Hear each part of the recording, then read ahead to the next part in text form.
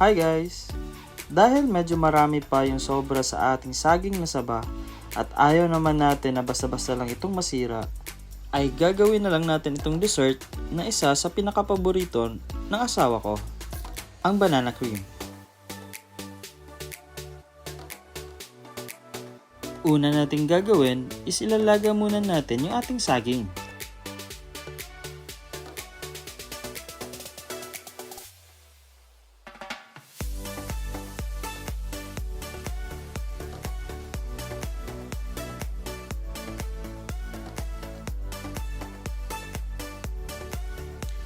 Gumamit lang kayo ng tinidor para ma-check kung luto na ba yung ating saging. At pag naluto na yung ating saging, isitatapon na natin yung kanyang tubig.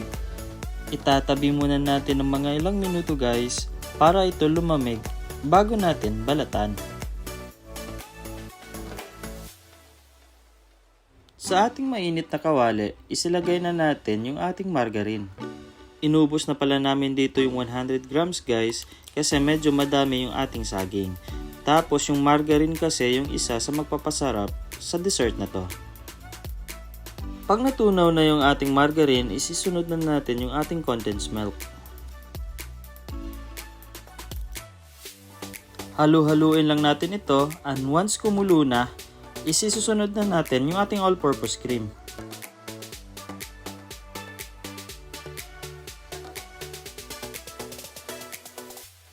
Tuloy-tuloy lang yung halo natin guys hanggang sa makuha natin yung ganitong consistency. Pag okay na, isisunod na natin yung ating creme densada.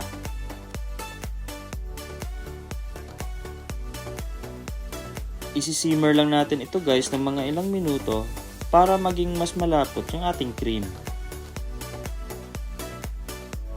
Pag medyo konti na yung ating cream, is ilalagay na natin yung ating binalatan na saging.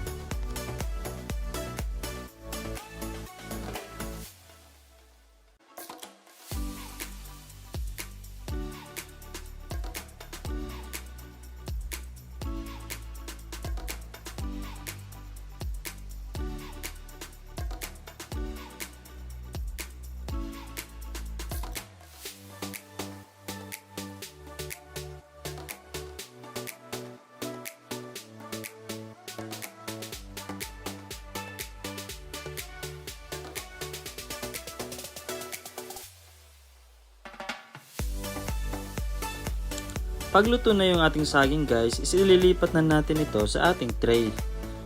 Inuna ko nga dito yung ating mga saging, tapos isusunod natin yung ating cream.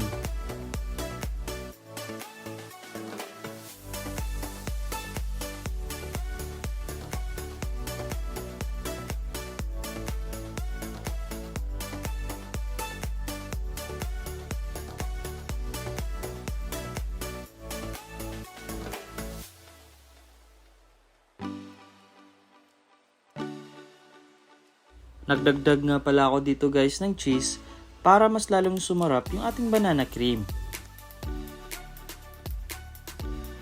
And once okay na yung ating banana cream guys, isilalagay muna natin to sa ating chiller for 1 to 2 hours.